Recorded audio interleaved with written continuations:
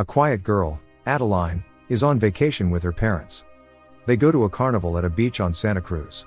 She is walking around the carnival, seeing many attractions and activities going around her. While her mother is going to the toilet and her father is playing a game, she is left unattended. Adeline is wandering to look around. She walks by the beach at the carnival, and then enters a funhouse called Vision Quest, Find Yourself. As she walks there are some mirrors around her. Suddenly, the lights go out, and she is stuck in the mirror house. She's trying to escape, but then she sees a girl, looks exactly like her. The scene moves to the present day.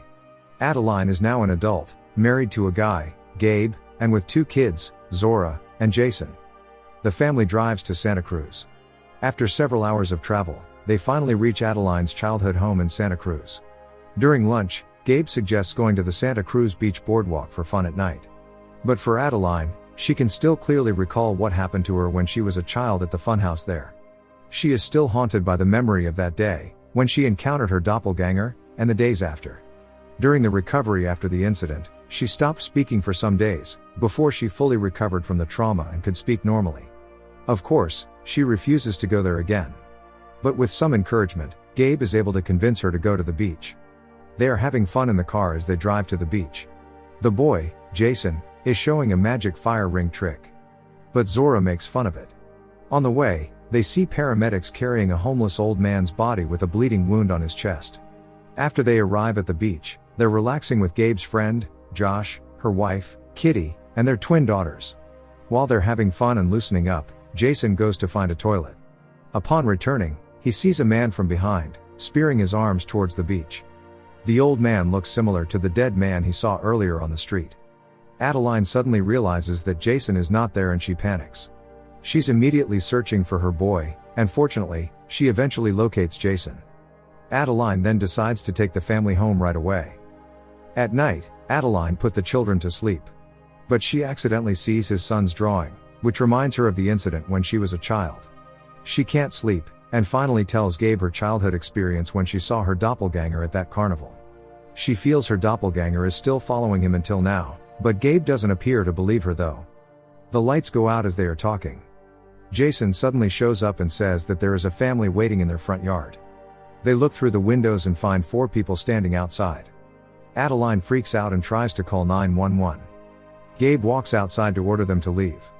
But the family simply stands there without responding. With a bat, Gabe goes out again. But they walk toward the house this time. He goes back and locks the door as he feels threatened. After a moment, the people outside try to get in. They also find the hidden key and then they come inside. The family is shocked to discover that the invaders are doppelgangers of themselves. With scissors, they threaten Gabe's family and corner them in the living room. They force them to take a seat in front of them. It's Jason's twin, Pluto, a weird boy who likes to play with fire. Then Zora's doppelganger, Umbri, the weird psycho-sadistic girl. And the guy, Abraham, Gabe's twin. The last one who seems to be their leader, Adeline's doppelganger, Red. Red is the only one who can talk among the doppelganger family. With a guttural and raspy voice, she starts to tell them the story. They're the family's shadow, and they called themselves the Tethered, or the Linked. The Linked have lived their entire lives as their shadows, having a shared soul in common with their identical twins. However, they're sick of living like that, and the time has come for them to untether themselves. Red alludes to herself and Adeline in a narrative about a girl and her shadow. Red has to eat raw-blooded bunnies, while Adeline could eat delicious and warm meals. Red received hard and cold toys while Adeline was given soft and cute toys to play with. Adeline married her beloved guy she likes, Gabe, but Red forced to marry Abraham since he was tethered to Gabe. Similar to how Red gave birth to a psycho monster, Umbri, while Adeline gave birth to a devoted daughter, Zora. Finally, she says she had to do everything alone whereas Adeline had doctors operate on her and assist with the birth. Red has grown to hate Addie and her ideal existence. As a result, they have emerged from hiding to claim their lives. Red then tells Adeline to handcuff herself to the table.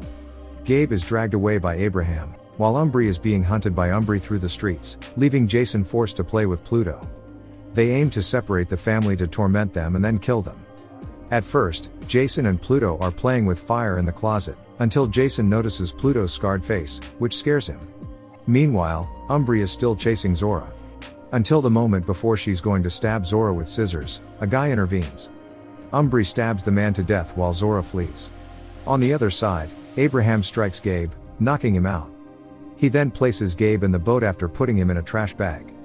But Gabe manages to tear a little hole in the bag and sees Abraham's baseball ball next to him.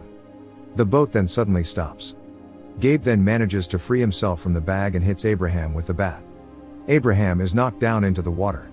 But unfortunately, the boat starts moving and Gabe falls in the water too. After Gabe notices the boat has stopped again, he hops aboard. Abraham suddenly attacks him from behind, but he fights back. And finally, Abraham is pushed back into the river and killed. Gabe immediately drives the boat towards the house. At their house, Jason discovers that Pluto imitates his movement. Using his fire ring, he manages to distract Pluto. He then escapes from the room and traps Pluto inside. Red notices the noise, and she then goes up to help Pluto get out from the closet. Now she searches for Jason around the house. She finds Adeline's old stuffed toy and removes its head off. Meanwhile, Adeline tries to grab a weapon nearby while her hand is still handcuffed to the table. She then grabs a pike and releases herself from the handcuffs with that. After finding Jason, she quickly leaves the house. They also gather with Zora in their driveway. Gabe also arrives there just in time with his boat. They manage to flee as soon as they get on the boat. On the other hand, in Josh's house, Kitty hears a sound in their house. She asks Josh to check where it comes from. But it's surprise, their doppelgangers come out of nowhere and slaughter the family within seconds. Gabe and the family then arrive to ask for help. Adeline then knocks the door. When Josh's doppelganger opens the door for them, she realizes that it's not him. She strikes him with a pike right away. But it isn't enough to hurt the doppelganger. Adeline is dragged in by the others from inside the house. Josh's double approaches Gabe and the kids as they are outside. Gabe then tries to divert Josh's double while the kids run away in the opposite direction. But the kids enter the house to search for their mom. Zora grabs a golf club to protect her. They hear a scream from upstairs. As they walk upstairs, they find the twins' dead bodies lying on the floor, while the doppelganger twins are playing in the background. One of them shows up in front of Zora. She swings at her with the golf club, causing her to fall over the railing. The fight is inevitable as the other twins begin to attack them. After the fierce battle, Zora manages to kill the other two. Adeline is now tied to the bed in the bedroom where Kitty's doppelganger is. On the other hand, Josh's double runs toward Gabe as he sprints to the boat. Then Gabe kills Josh's double by attacking him and shooting him with a flare gun. In the bedroom, Kitty's double sees Josh's double is killed through the window. Zora suddenly strikes her from behind, but she manages to dodge the blow. When she's ready to stab Zora, Jason hits her in the head and knocks her down. And now, they try to make sense of the situation while calming down for a moment. They also try to call 911, but all the lines are busy. They see from the news that this has been occurring all over the country. According to the news, the doppelgangers are appearing from the sewers with scissors. All around the nation, people are being stabbed to death mindlessly. After killing their double, the doppelgangers are seen holding hands, forming a massive human chain. It appears as though they have been preparing this for a long time. Adeline then makes the decision to travel along the coast and escape to Mexico because the whole country is an attack. But as they get into the car, Umbri shows up in front of them. She leaps onto the car as Zora tries to run her over with the car. Zora then breaks the car instantly, sending Umbri flying into a tree and being stabbed on a tree branch. They continue to drive towards the coast. On their way, a lot of dead bodies lay on the street. But a burning car in the middle of the road blocks them. Pluto shows up there. Thiele the others remain in the car. Adeline steps outside to fight him. Jason immediately realizes that is just a trap. Pluto wants to ignite their car, so Jason shouted for everyone to get out of the car. Jason remembers that Pluto is mirroring his action, so before he ignites the match, Jason starts walking backward. This also causes Pluto to walk backward, and eventually reaches a burning car. Pluto burns himself to death. However, Red suddenly comes out of her hiding and kidnaps Jason. Adeline chases them down. She notices the long human chain of doppelgangers crossing the shore. She finally arrives at the location she first entered when she was a child. As she comes inside, she walks through the door that leads to an underground place. There is a rabbit coming out of the door. When she goes downstairs, she finds a big place. It appears to be a secret facility. She exits the elevator and walks into a large corridor with a number of rooms on either side. In the hallway, many rabbits run around. In one of the rooms that look like a classroom, Adeline finds Red. There is a drawing of a doppelganger human chain on the board. Adeline asks Red where her son is. But Red starts to talk about how there are also humans. And the truth about their existence is revealed. The doppelgangers or the tethered are also called the shadows.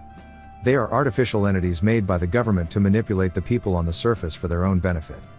The goal of this project was to develop soul-based clones that could communicate with their human counterparts.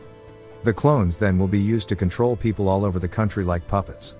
The experiments, however, were a failure, and the tethered were left underground for years, mindlessly imitating their counterparts' behavior and struggling to survive eating rabbit raw flesh. So, the day they met each other is where it all started. The other doppelgangers noticed that Red was different. She was chosen to be the leader among them, and planned all of this for years. In addition to seeking revenge on their double, they also intended to make a statement of their existence. So they made the decision to create a long human chain.